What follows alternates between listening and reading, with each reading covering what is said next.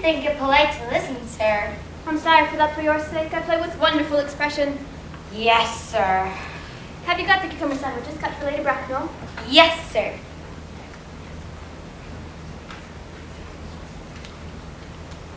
Oh, by the way, Elaine, I see from your book that when my friends were dining with me, 8 bottles of champagne were consumed. Yes, sir. 8 bottles and a pint.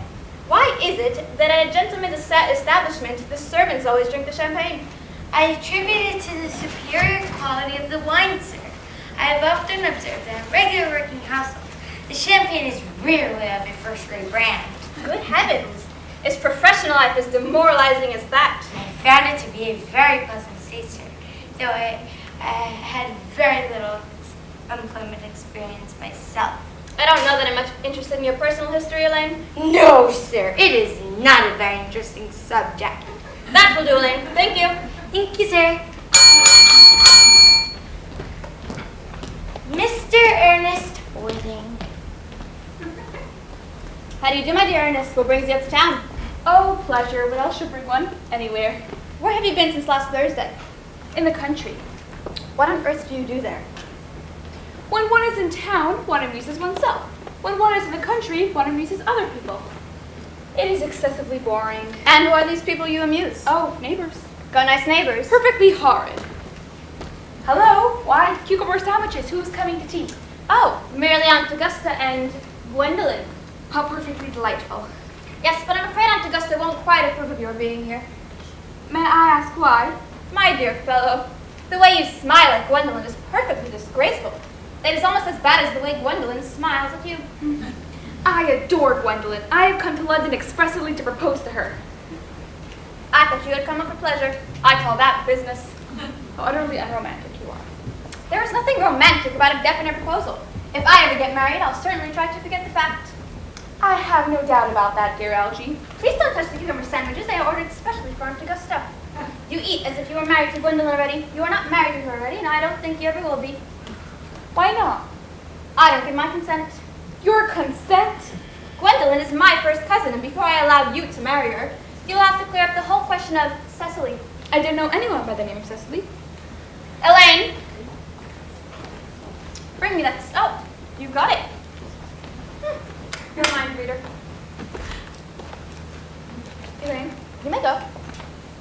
Elaine.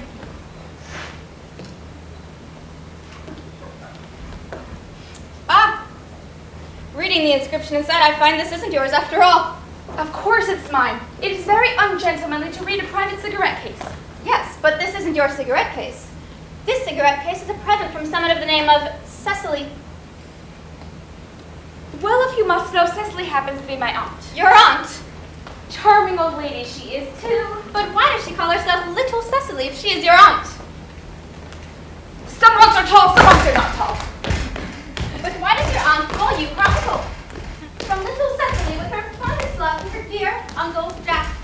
Your name isn't Jack, it's Ernest. It isn't Ernest, it's Jack. You told me it was Ernest. You answered to the name of Ernest. You are the most earnest-looking person I ever saw. It's on your cards. Mr. Ernest Worthing, B, for the Albany. I'll keep this as proof that your name is Ernest. Well, my name is Ernest in town, I'm Jack in the country, and the cigarette case was given to me in the country. Yes, but that does not account for the fact that you're small. Aunt Cecily calls you her dear uncle. Now, tell me the whole truth. I have always suspected you of being a Bunburyist. What's a Bunburyist? I'll tell you as soon as you inform me why you are Ernest in town and Jack in the country. Produce my cigarette case first. Here. Now, produce your explanation and pray. Make it improbable. The old Mr. Thomas Cardew, who adopted me when I was a little boy, made me in his will guardian to his granddaughter, Miss Cecily Cardew. Cecily, who lives at my place in the country with her governess, Miss Prism, calls me her uncle. Where is that place in the country? Dear boy, you are not going to be invited. Oh, hush. Now, why are you Ernest in town and Jack in the country? When one becomes a guardian, one must adopt a very high moral tone. And as a high moral tone is hardly conducive to either one's health or one's happiness, I have always pretended to have a younger brother of the name of Earnest, who lives in town and gets into the most dreadful scrapes, and that, my dear Algie, is the whole truth, pure and simple. The truth is rarely pure and never simple. What you really are is a Bunburyist. You are one of the most advanced Bunburyists I know. What's a Bunburyist?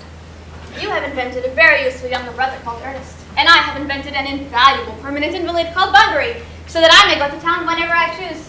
If it wasn't for Bunbury's extraordinary bad health, for instance, I wouldn't be able to dine with you tonight, for I've really been engaged to Aunt Augusta for more than a week. I haven't asked for you to dine with me tonight. I know you're absurdly careless with invitations. You'd much better dine with your Aunt Augusta. I haven't the smallest intention of doing so. Besides, now that I know you're a Bunburyist, I naturally want to talk to you about Bunburying. I'm not a Bunburyist. If Gwendolyn accepts me, I'm going to dispose of my brother, and I strongly advise you do the same with your invalid friend. Nothing will induce me to part with Bunbury. Ah, that must be Aunt Augusta. Now, if I get her out of the way for 10 minutes so that you may propose to Gwendolyn, may I dine with you tonight? I suppose so. Yes, but you must be serious about it. I hate people who are not serious about meals. Lady Bracknell.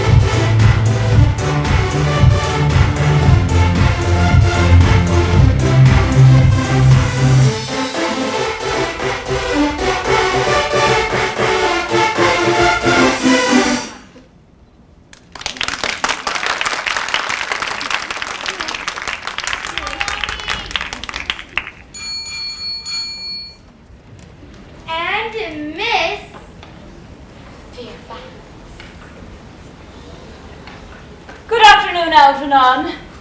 I hope you are behaving very well. I'm feeling very well, Aunt Augusta. That is not quite the same thing. Dear me, you are smart. I'm always smart.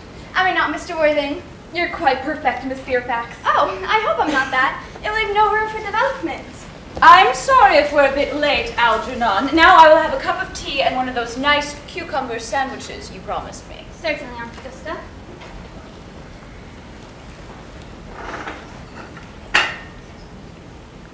Good heavens, Elaine! Why are there no cucumber sandwiches? There were no cucumbers at the market, sir. I went down there twice. No cucumbers? Not even for ready money. That will do, Elaine. Thank you. Thank you, sir.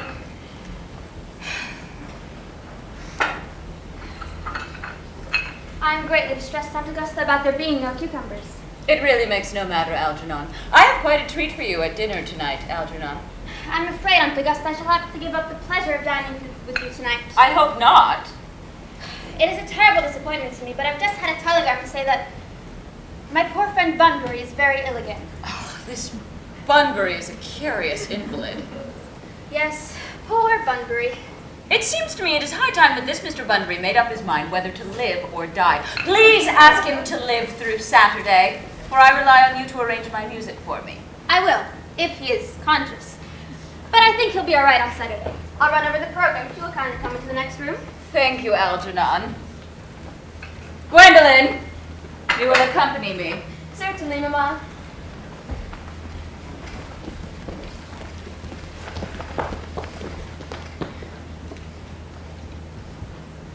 Charming day it has been, Miss Fairfax. Pray don't talk to me about the weather, Mr. Worthing. Whenever people talk to me about the weather, I always feel quite certain that they mean something else. I do mean something else. I thought so. In fact, I'm never wrong. And I'd like to take advantage of Lady Bracknell's temporary absence. I would certainly advise you to do so. Gwendolyn, ever since I met you, I've admired you more than any other girl. Yes, I'm well aware of the fact. My ideal has always been to meet someone of the name of Earnest. There is something in that name that inspires absolute confidence. Ernest, I knew I was destined to be with you. Do you really like me, Gwendolyn? Absolutely. Darling, you don't know how happy you've made me. Oh, my own Ernest. But you don't mean to say that you couldn't care for me if my name wasn't Ernest. But your name is Ernest. Yes, I know it is, but suppose it was something else. You mean to say you couldn't care for me then? That is clearly metaphysical speculation. Personally, darling, I don't care for the name of Ernest at all. It suits you perfectly. It is a divine name. I think there are lots of much nicer names. I think Jack, for instance, is a charming name. Jack? No, the only really safe name is Ernest. Gwendolyn, I must go get renamed at once. I mean, we must get married at once. Married, Mr. Worthing? Well, surely. You know that I adore you, and you've led me to believe that you are not absolutely indifferent to me. I adore you, but you haven't proposed to me yet. Well, may I propose now? I think it would be an admirable opportunity. And to spare you any possible disappointment, Mr. Worthing, I am fully determined to accept you. Gwendolyn, Yes, Mr. Worthing, what have you got to say to me? you know what I've got to say to you. Yes, but you don't say it. Oh. Gwendolyn, will you marry me? Of course I will, darling. Oh, Gwendolyn. Oh, Ernest, I hope you will always look at me just like that, especially when there are other people present.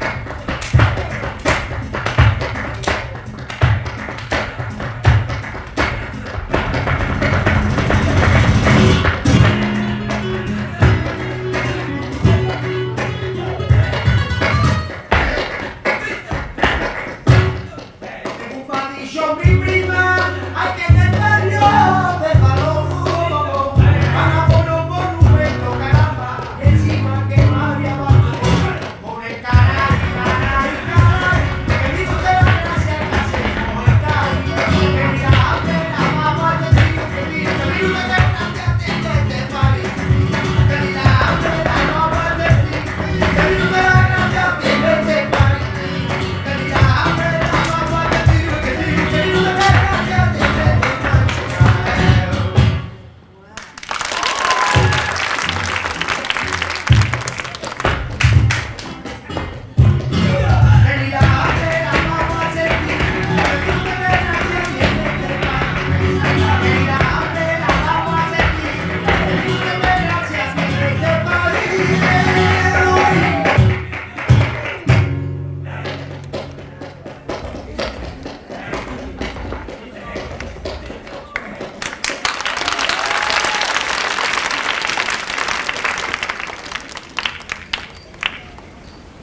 Mr. Worthing!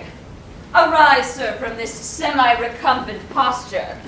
Mamma, Mr. Worthing has not quite finished yet. Finished what, may I ask? I'm engaged to Mr. Worthing, Mamma. Pardon me, you are not. When you do become engaged, I or your father will inform you. Mamma! Mr. Worthing, I have some questions to ask you. Gwendolyn, you will wait for me in the carriage. In the carriage, Gwendolyn. Mr. Worthing, I feel bound to tell you that you are not on my list of eligible young men. However, I am prepared to enter your name should your answers be what a really affectionate mother requires. Now, do you smoke? Well, yes, I must admit I smoke. I'm glad to hear it. A man should always have an occupation of some kind. How old are you? 29. That's a very good age to be married at. Now, I'm of the opinion that a man who wishes to marry should know either everything or nothing. Which do you know? I know nothing. Maybe right. I am relieved to hear it. I do not approve of anything that tampers with natural ignorance. What is your income? Between 7,000 and 8,000 a year. That is not unsatisfactory. I do own a house in the country, but I do not depend on that for my real income. You have a townhouse, too. A girl with an unspoiled, simple nature like Gwendolyn's can hardly be expected to reside in the country. Well, I do own a house in Belgrave Square. Ah, the unfashionable side. However, that can soon be altered. The fashion or the size? Both, if necessary. Now to minor matters. Are your parents living? I have lost both my parents. To lose one parent, Mr. Worthing, is a misfortune. To lose them both looks like carelessness. Who was your father? I'm afraid I really don't know, Lady Bracknell.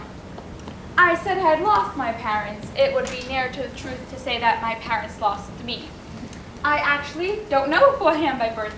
I was found. Found?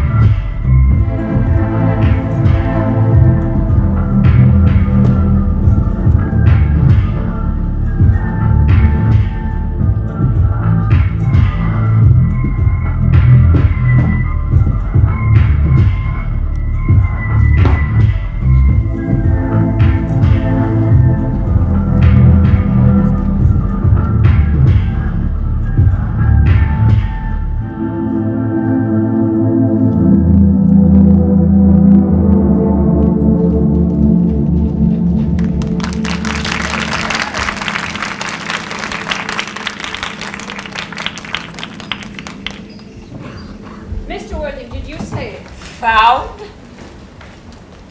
Yes, Lady Bracknell.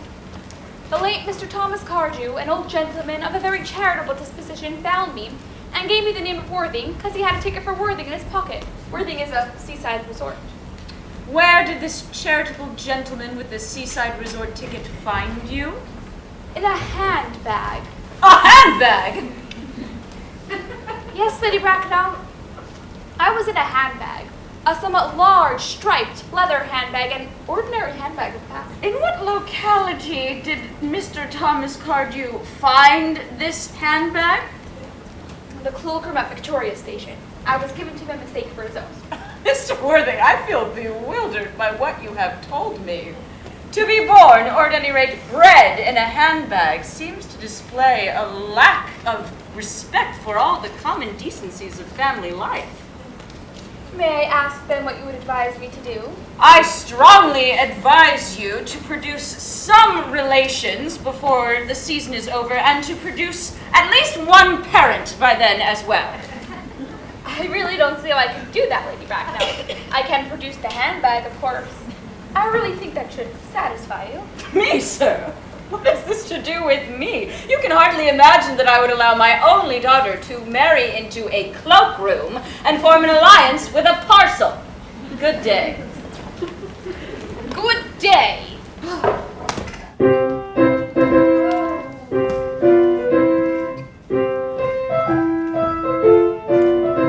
Oh, for goodness sake, don't play that ghastly tune, Algie! What, you don't mean to say Gwendolyn refused you? Oh, Gwendolyn is as right as a trivet. Her mother is perfectly unbearable. Never met such a gorgon.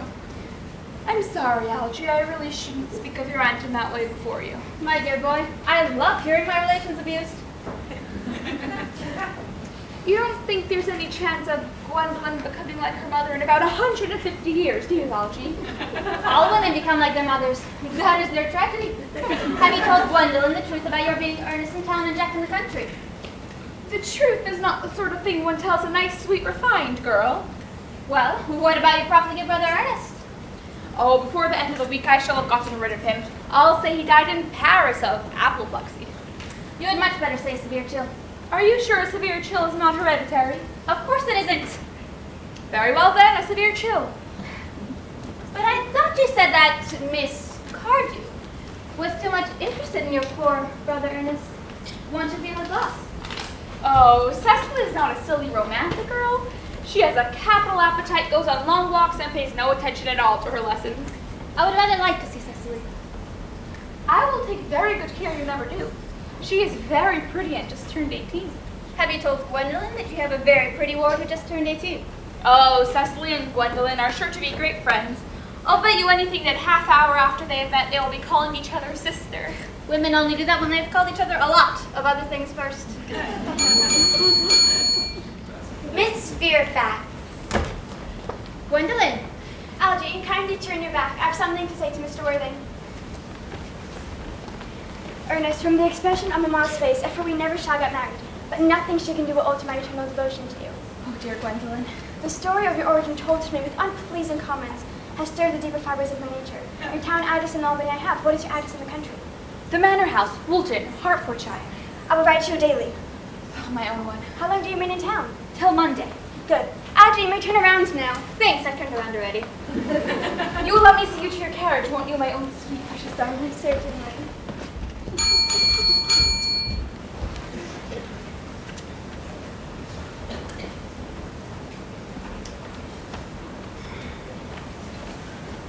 Tomorrow, Lane, I'm going bunburying.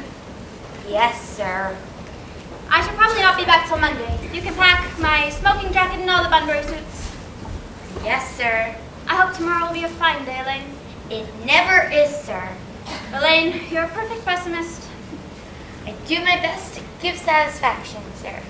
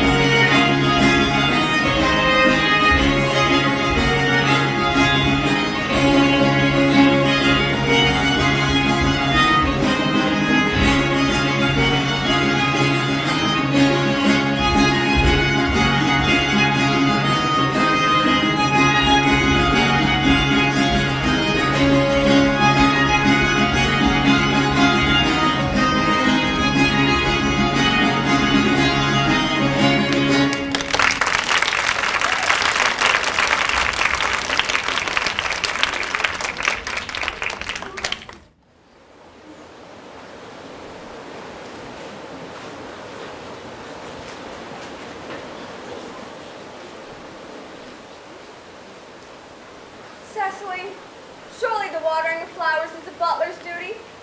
Intellectual pleasures await you. Your German grammar is on the table. But I don't like German. I look quite plain after my German lesson. Child, you know how anxious your guardian is that you should improve yourself. Dear Uncle Jack is so very serious. Perhaps that's why he often looks a little bored when we're together. Cecily, Mr. Worthing has many troubles. You must remember his constant anxiety about his poor brother Ernest. I wish Uncle Jack would allow his poor brother Ernest to come visit us. You know, German and geology and things of that kind influence a man very much. I do not think that even I could influence a man so weak and vacillating. You must put away your diary, Cecily. I really don't see why you keep one. I keep a diary in order to enter the wonderful secrets of my life. Memory, my dear Cecily, is a diary we all carry about with us. Yes, but it usually chronicles the things that couldn't possibly have happened. I believe that memory is responsible for nearly all the 3-volume novels about these days. Do not speak unkindly of the 3-volume novel, Cecily. I wrote one myself in earlier days. How clever you are, Miss Prism. Did it end happily? I don't like novels that end happily. They depress me so much. The good ended happily, and the bad unhappily. That is what fiction means. And was your novel ever published? Alas, no. The manuscript, unfortunately, was abandoned. I use the word in the sense of lost or mislaid. To your work, child. But I see dear Dr. Chasuble coming. Dr. Chasuble, this is indeed a pleasure. And how are we this morning, Cecily? Miss Prism, are we well? Miss Prism has just been complaining of a slight headache. It would do her so much good to have a short stroll with you in the park, Dr. Cecily, Chasuble. I have not mentioned a headache. No, dear Miss Prism, but I felt instinctively that you had one. Indeed, I was thinking about that and not my German lesson. Cecily, I hope you are not inattentive. Oh, I'm afraid I am. That is quite strange. We're fortunate enough to be Miss Prism's pupil. I would hang upon her lips. I spoke metaphorically. My metaphor was drawn from bees. But I must not disturb Egeria and her people any longer. Egeria? My name is Letitia, Doctor! A classical allusion merely drawn from the Germanic authors. I find, dear Doctor, that I have a headache after all, and a walk might do it good. With pleasure, Miss Prism, with pleasure. Cecily, you will read your political economy in my absence. Horrid political economy, horrid geography, horrid German.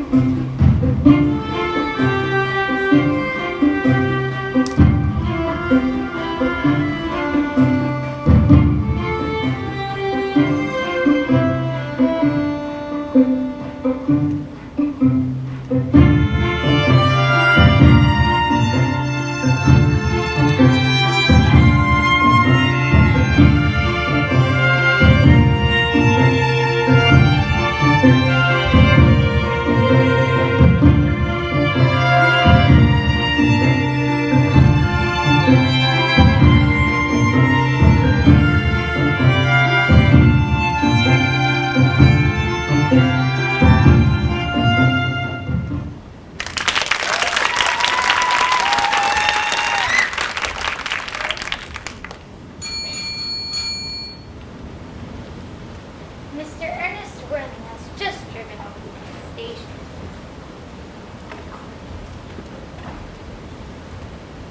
Mr. Ernest Worthing be for the Albany.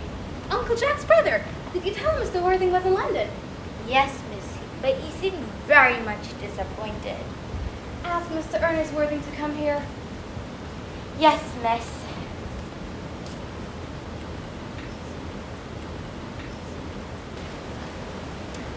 I've never met any really wicked person before.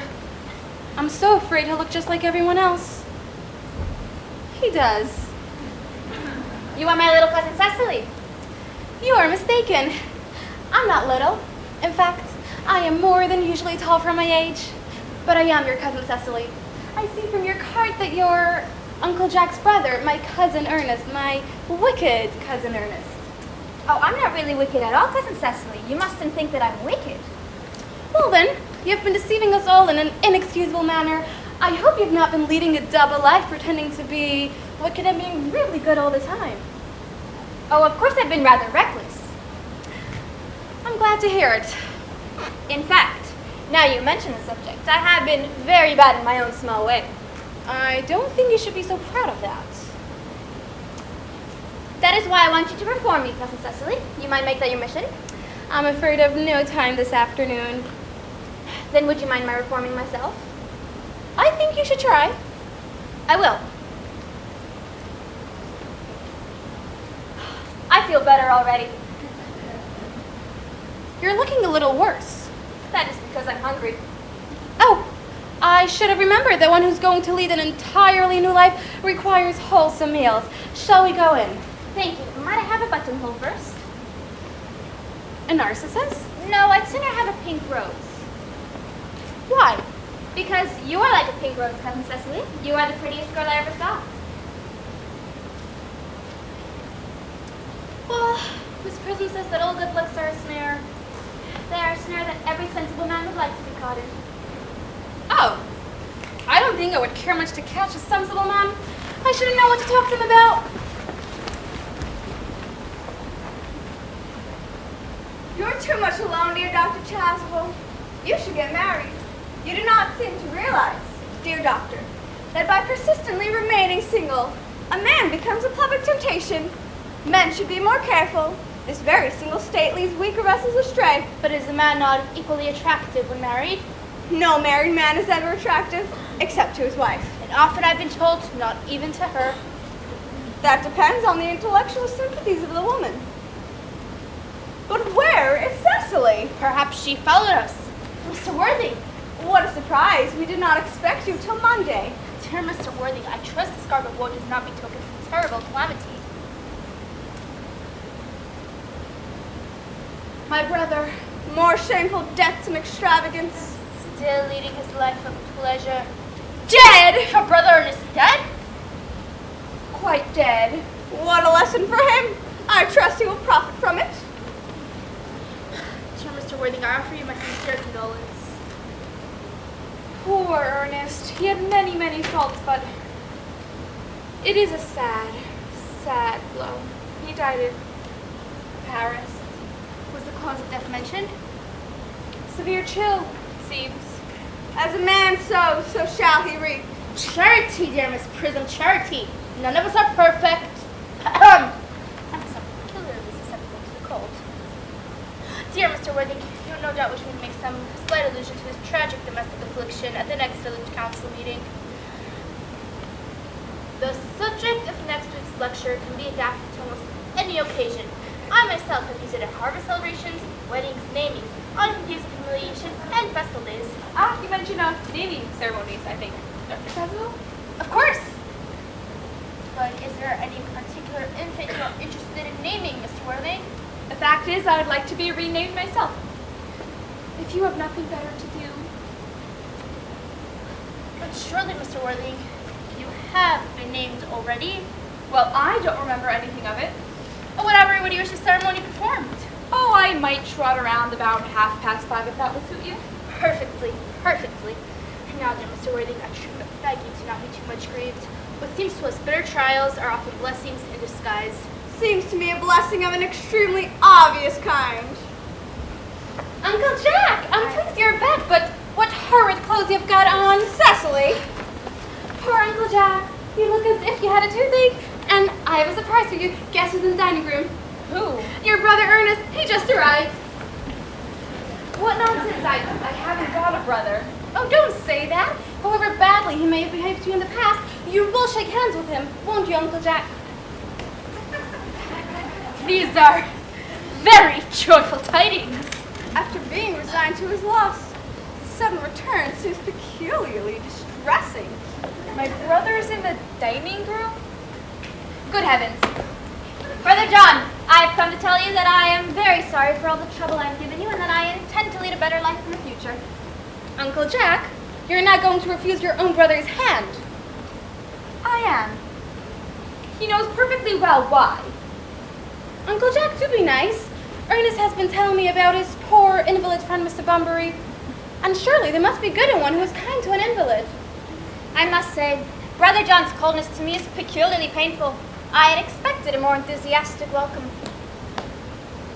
Uncle Jack, if you don't shake hands with Ernest, I will never forgive you. Never forgive me. Never, never, never. Well, this is the last time I shall ever do it.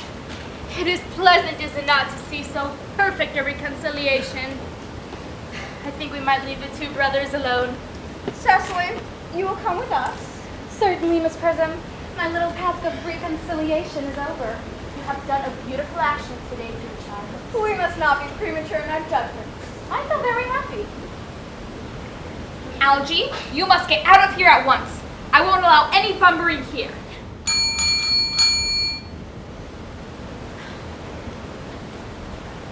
I've just unpacked Mr. Earnest Worthing's luggage in the room next to yours. I hope that's all right. His luggage? Yes. 3 portmanteaus, a dressing case, 2 hat boxes, and a large luncheon basket. I'm afraid I can only stay a week this time. Marianne, order the dog cart at once. Mr. Ernest has suddenly been called back into town. Yes, sir. I have not been called back to town. Your duty as a gentleman calls you back. My duty as a gentleman has never interfered with my pleasures in the smallest degree. I can tell. Well, Cecily is a darling. I don't like when you talk of Miss Cardew like that. Well, I don't like your ridiculous clothes. Why don't you go up and change? Will you leave if I go change my clothes? Yes, if you are not too long. Your conduct is an outrage. This bumbering has not been a very great success to you. I think it has been a great success.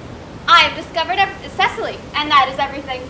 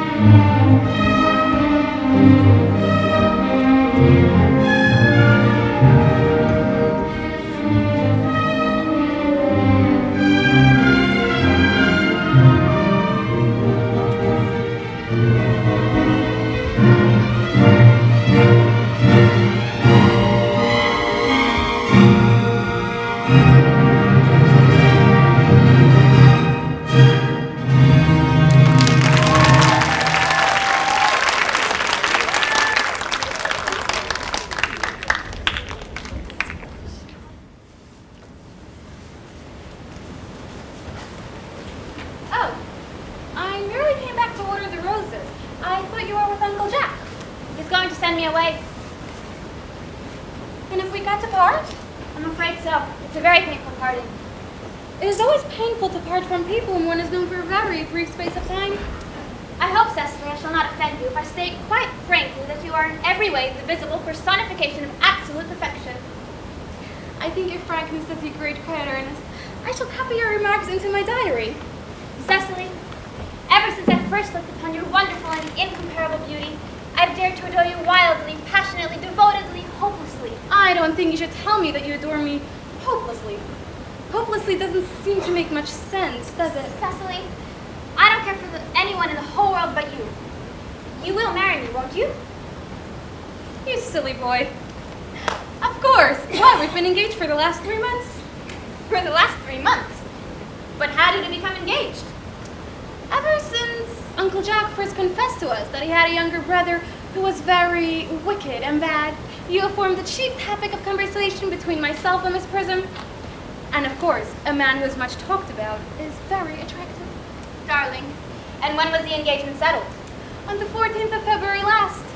Worn out by your entire ignorance of my existence, I was determined to end the matter. And after a long struggle with myself, I finally accepted you. The next day I put this ring in your name. Did I give you this? It's very pretty, isn't it? Yes, you have wonderfully good taste, Ernest. It's the excuse I've always given you for your leading such a bad life. What a perfect angel you are, Cecily. You dear romantic boy. And of course, there's the question of your name. Yes, of course. It has always been a girlish dream of mine to find someone whose name was Earnest. There's something in that name that seems to inspire absolute confidence. I pity any poor married woman whose husband is not called Earnest. But, my dear, do you mean to say you would not have me if I had some other name? The what name? Oh, any name you like. Algernon. For instance? But I don't like the name of Algernon. Well, my own. Dear, sweet little darling, I really can't see why you should object to the name of Algernon. It is not at all a bad name. In fact, it is rather an aristocratic name. But seriously, Cecily, if my name was Algie, couldn't you? I might respect you, Ernest.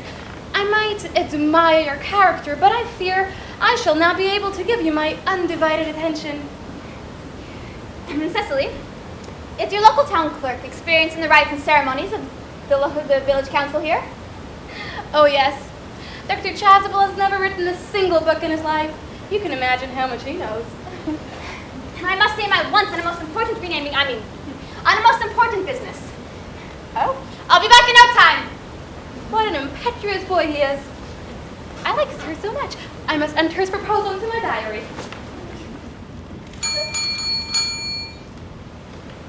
A Miss Fairfax has just arrived. Pray ask the lady to come out here, and you can bring tea. Yes.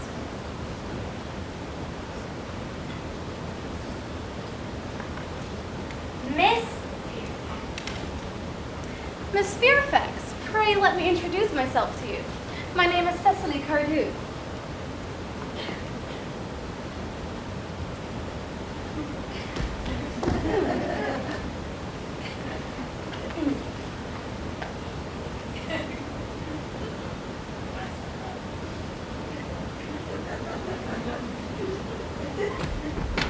What a very sweet name. Something tells me that we're going to be great friends. My first impressions of people are never wrong. How nice of you to like me so much after we've known each other such a short time. I may call you Cecily, may I not? With pleasure. And you will always call me Gwendolyn, won't you? If you wish. Cecily, my mamma has brought me up to be extremely short-sighted. So do you mind looking at you through my glasses? Oh, not at all, Gwendolyn. I'm very fond of being looked at. Ooh. You were here just for a visit, I suppose? Oh, no. I live here. Really? Your mother no doubt resides here also? Oh, no. I have no mother, nor in fact any relations. Indeed. My dear guardian, with assistance of Miss Prism, has the arduous task of looking after me. Your guardian?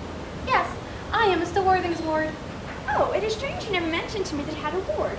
How secretive of him. The girls were interesting outwardly. I'm not sure, however, that the news inspires me with feelings of unmixed delight. In fact, if I may speak candidly, Pray do. I think that whenever one has anything unpleasant to say, one should always be quite candid. well, to speak with perfect candor, Cecily, I wish that you were fully 42 and more than usually plain for your age. Earnest is the very soul of truth and honor, but even men of the noblest moral character are susceptible to the physical charms of others. I beg your pardon. Did you say Ernest? Yes. Oh, but it is not Mr. Ernest Worthing who is my guardian. It's his elder brother. Ernest never mentioned to me that he had a brother. I'm sorry to say they have not been on good terms for a long time. Ah, now that I think of it, I've never heard any man mention his brother. Cecily, you have lifted a load from my mind. It would have been terrible if a cloud had come across a friendship like ours.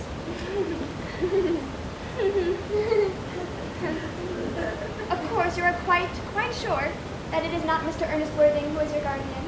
Quite sure. In fact, I'm going to be his. I beg your pardon?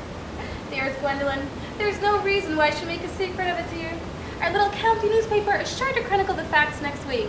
Mr. Ernest Worthing and I are engaged to be married. My darling Cecily, I think there must be some slight error. Mr. Ernest Worthing is engaged to me. The announcement will appear in the Morning Post on Saturday at the latest. I'm afraid you must be under some misconception. Ernest proposed to me exactly 10 minutes ago.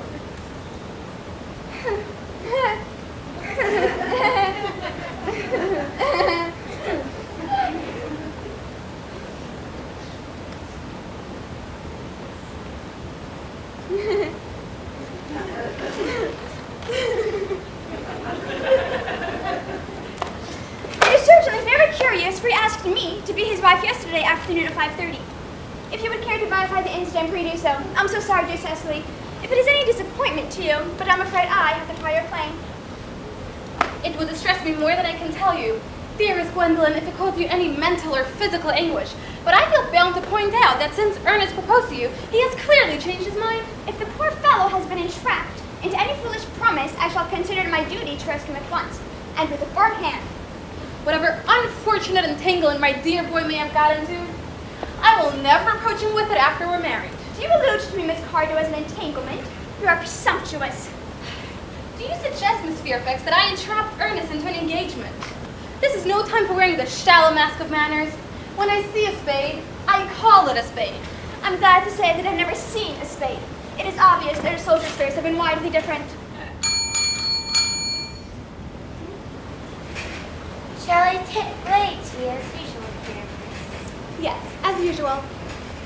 Are there many interesting walks in the vicinity, Miss Cardew? Oh yes, a great many. From the top of one of the hills quite close one can see 5 counties. 5 counties? I don't think I should like that. I hate crowds. I suppose that is why you live in town. May I offer you some tea? Thank you, detestable girl. But I require tea. Sugar? No, thank you. Sugar is not fashionable anymore. Cake or bread and butter? Bread and butter, please. Cake is rarely seen at the best houses nowadays. Hand that to Miss Fairfax. Yes, Miss.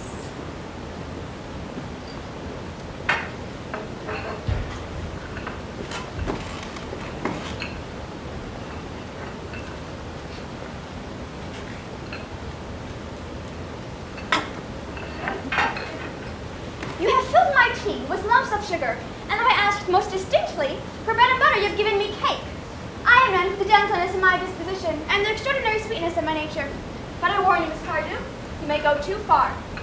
To save my poor, innocent, trusting boy from the machinations of any other girl, there are no lengths to which I would not go.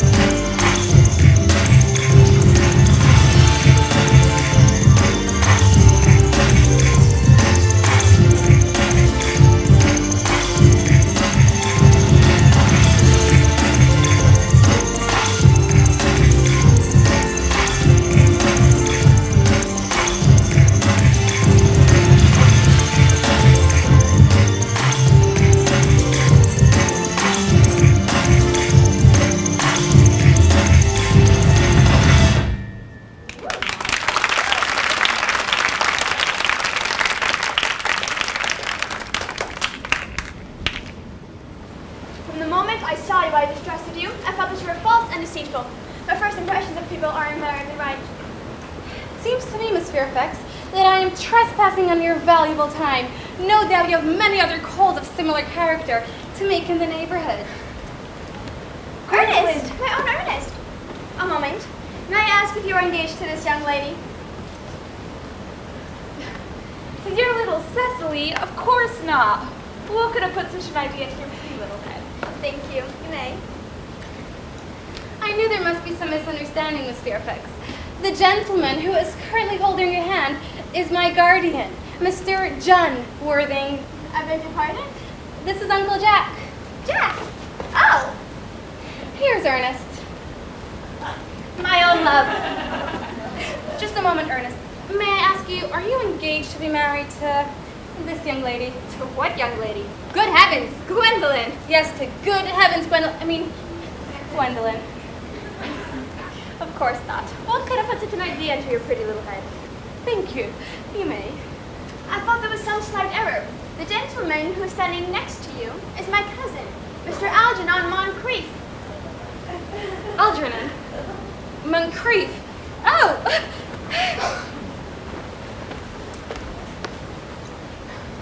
Are you called Algernon? I cannot deny it. Is your name really John? I could deny it if I liked, but my name certainly is John. A gross deception has been practiced on both of us. You will call me sister, will you not? There's just one question I'd like to ask my guardian. Mr. Worthing, there's just one question I would like to ask you. We're both engaged to be married to your brother Ernest. So where is he? Gwendolyn, Cecily, it is very painful for me to be forced to speak the truth for the very first time in my life. However, I will tell you that I have no brother Ernest. I never had a brother in my life, and I have no intention of ever having one in the future. No brother at all? None. I'm afraid it is quite clear, Cecily, that neither of us is engaged to be married to anyone. It is not a very pleasant position for a young girl suddenly to find herself in, is it? Let us go into the house. We'll hardly venture to come after us there. No. Men are so cowardly, aren't they?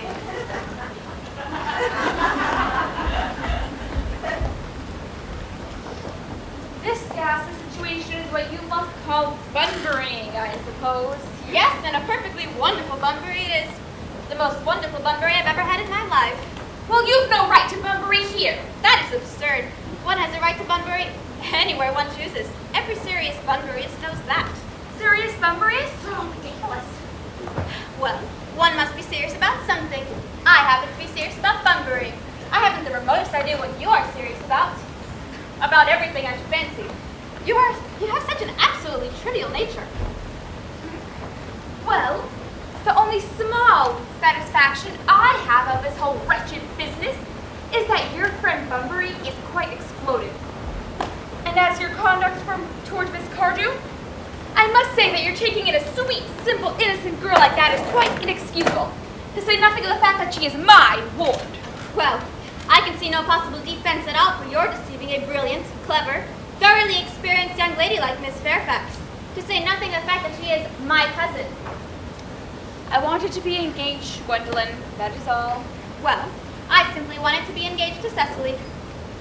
Well, there's no chance of your marrying Miss Cardew. Well, I don't think there's much likelihood, Jack, of you and Miss Fairfax being united. That is none of your business. If it was my business, I wouldn't talk about it. How can you sit there calmly eating muffins while we are in this horrible trouble? Well, I can't eat muffins in an agitated manner. The butter would probably get on my cuffs. Well, there's no reason you should eat them all in that greedy manner.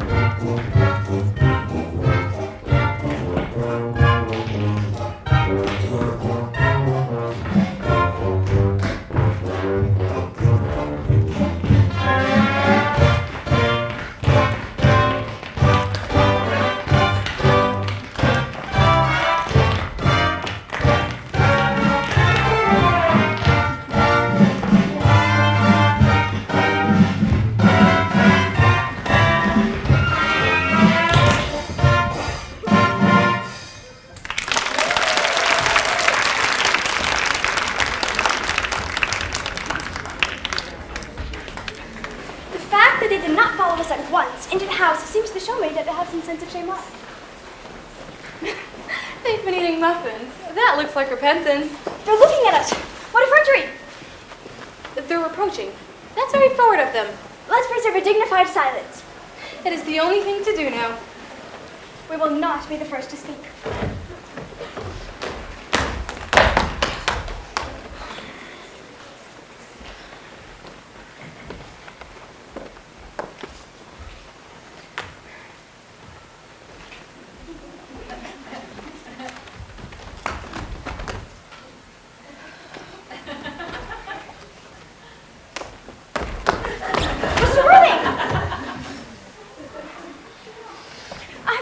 Particular to ask you. Much depends on your reply.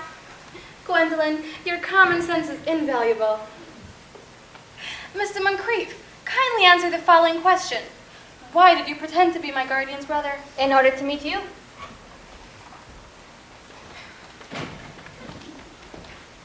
That certainly seems a satisfactory explanation, does it not?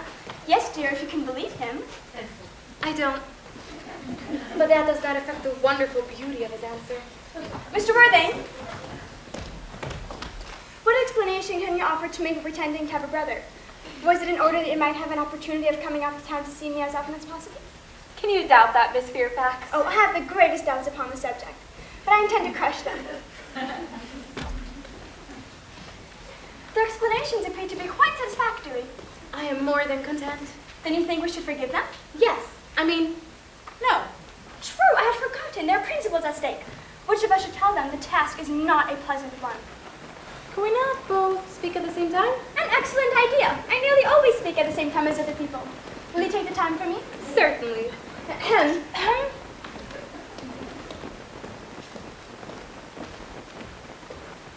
Your given names are still an insuperable barrier. That is all. Our given names? But we are going to be renamed this afternoon. For my sake, you are prepared to do this terrible thing?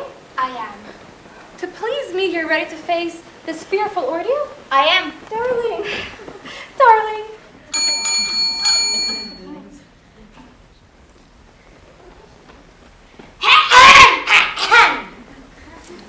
Lady Bracknell. Good heavens. Gwendolyn! What does this mean? Merely that I'm engaged to Mr. Worthing, Mamma. Come here. Apprised, sir, of my daughter's sudden flight, I followed her on a luggage train. Mr. Worthing, you must understand that all communication between yourself and my daughter must cease from this moment. I am engaged to be married to Gwendolyn. You are nothing of the kind, sir. Now, as regards Algernon. Algernon! Yes, Aunt Augusta? May I ask, Mr. Worthing, who is that young person whose hand my nephew Algernon is now holding in what seems to me a peculiarly unnecessary manner? That lady is Miss Cecily Cardew, my ward. I'm engaged to be married to Cecily. I beg your pardon? Mr. Moncrief and I are engaged to be married. Is Miss Cardew at all connected with any of the larger railway stations in London? Miss Cardew is the granddaughter of the late Mr. Thomas Cardew of 149 Belgrave Square, the Sporran, Dorking, and the Fifeshire NB. That is not unsatisfactory. 3 addresses always inspire confidence. But what proof have I of their authenticity? I have carefully preserved the court guides of the period. Miss Cardew's family solicitors are Messrs. Markby, Markby, and Markby. So far I am satisfied. I also have in my possession certificates of Miss Cardew's birth, whooping cough, registration, vaccination, confirmation, and the measles. Ugh, a life crowded with incident, I see. Gwendolyn, the time approaches for our departure. I suppose I must ask as a matter of form, Mr. Worthing, if Miss Cardew has any little fortune? Oh, about 130,000 in the funds. Good day, Lady Bracknell, so pleased to have seen you. 130,000? And in the funds? Miss Cardew seems to me now a most attractive young lady. Come here, dear. What a pretty child. Your dress is sadly simple, and your hair looks almost as nature might have left it, but that can soon be altered. Turn around. No, the side view is what I want. Algernon, there are distinct social possibilities in Miss Cardew's profile. I don't care twopence about social possibilities. Never speak disrespectfully of society, Algernon. Only people who can't get into it do that. Dear, you must know that Algernon has nothing to depend on but his debts. Well, I suppose I must give my consent. Thank you, Aunt Augusta. You may kiss me, Cecily. Thank you, Lady Bracknell. You may also refer to me as Aunt Augusta. Thank you, Aunt Augusta. Well, I suppose the marriage had better take place quite soon. Pray excuse me, but this marriage is out of the question. I am Miss Cardew's guardian, and she cannot marry without my consent, and that consent I absolutely decline to give. May I ask why? Algernon is extremely eligible. He has nothing and looks everything. What more can one desire? The fact is, Lady Bracknell, I do not at all approve of his moral character. I suspect him of being untruthful. Impossible. The fact is, Lady Bracknell, that this afternoon he obtained admission to my house by means of a false pretense of being my brother. Over the course of the afternoon, he alienated the affections of my ward, stayed to tea, and devoured every single muffin. And he was perfectly aware at the time that I have no brother and I don't intend to have a brother, and I distinctly told him so.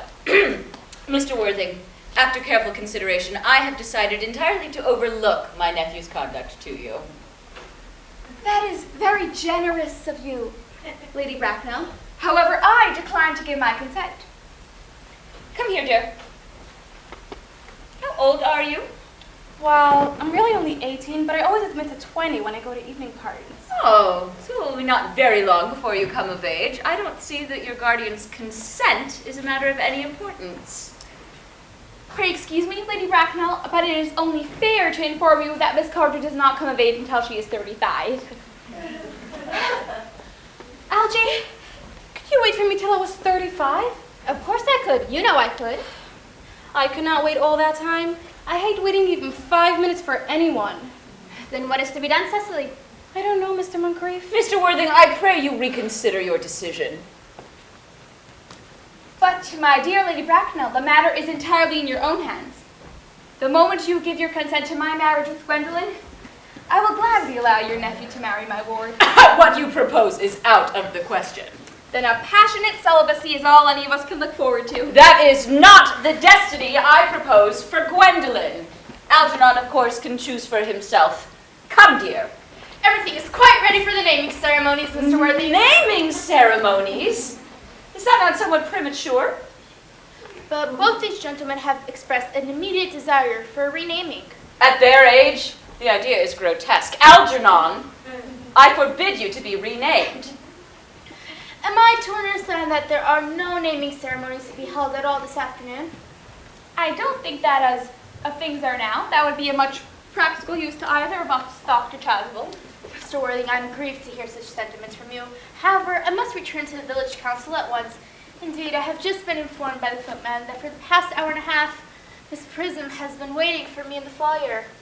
Miss Prism? Did I hear you say Miss Prism? Yes, Lady Bracknell, I am on my way to join her. Pray allow me to detain you. This is a matter of vital importance.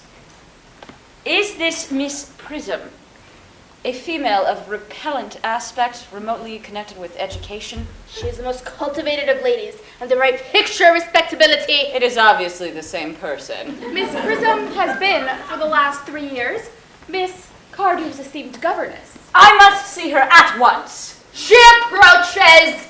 She is nigh! I was told you expected me in the foyer, dear doctor. I've been waiting for you there for 1 hour and 3/4. Prism. Come here, Prism. Prism! Where is that baby? Prism?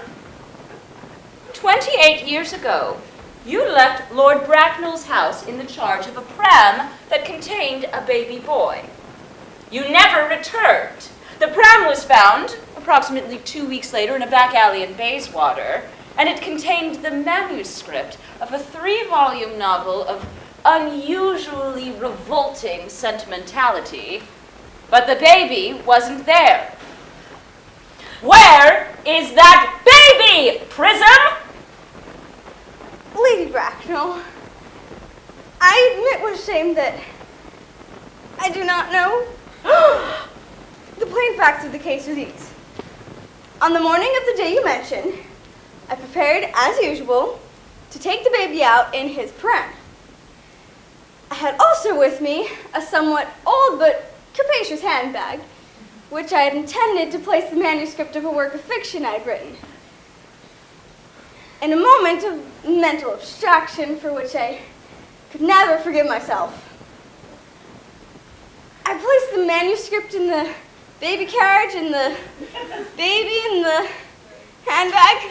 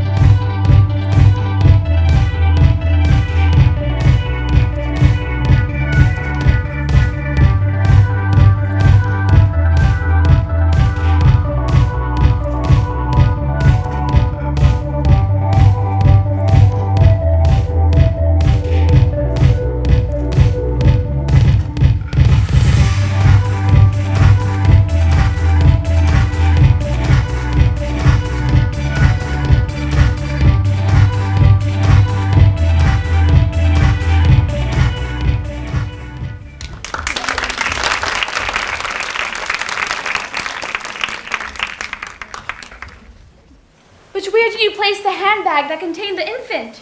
In one of the cloakrooms in the railway station in London. What railroad station? Victoria. I must retire to my room for a moment. Gwendolyn, will you wait for me here? If you are not too long, I'll wait here for you all my life.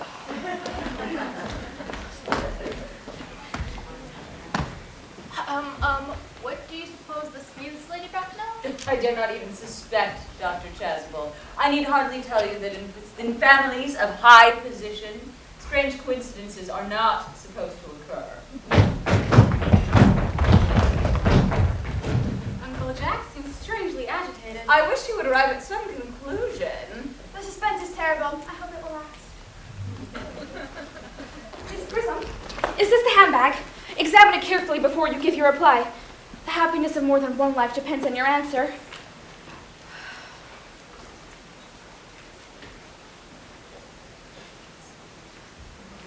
It seems to be mine.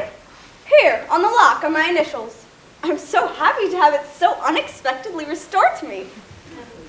Miss Prism, more is restored to you than that handbag. I was the baby you placed in it. You. Yes. Mother. Mr. Worthing, there's some error. There is the lady who could tell you who you really are. Miss Prism, I hate to seem inquisitive, but would you mind telling me who I am? I'm afraid the news will not altogether please you. You are the son of my poor sister, Mrs. Moncrief, and consequently, Algernon's elder brother. Algie's elder brother. I always knew I had a brother. I always said I had a brother, Algie. You young scoundrel, you'll have to give me more respect in the future. I will do my best, old boy. My own, but what are you? What is your given name now that you've become someone else? I'd quite forgotten that point. Your decision on the subject is irrevocable, I suppose. I never change, except in my affections. What a noble nature you have, Gwendolyn. Then the question had better be cleared up. Lady Bracknell, at the time when Miss Prism placed me in the handbag, had I been named already? Every luxury that money could buy had been lavished on you by your fond and doting parents, including a naming ceremony. That is settled. I was named. Now, what was my given name? I cannot at present recall the general's given name, but I've no doubt that he had one. Algie, can't you remember our father's given name? He died before I was a year old. I'm sure that the military directories of the time would have it. The army list for the last 40 years I have here. And generals. Maxbaum, Magley. Oh, what ghastly names they have. Miggs Moncrief, General, 1869. Given name, Earnest John. I always told you, Gwendolyn, that my name was Ernest, didn't I? Well, it is Ernest after all. I recall now that the general's name was Earnest. I knew I had a particular reason for disliking it. Ernest, my own Ernest. I felt from the first that you could have no other name. Gwendolyn, it is a terrible thing for a man to discover that all his life he's been saying nothing but the truth. Can you forgive me? I can, for I fear that you're sure to change. Letitia, Frederick, at last. Cecily, at last. Gwendolyn, at last. My nephew, you seem to be displaying signs of triviality.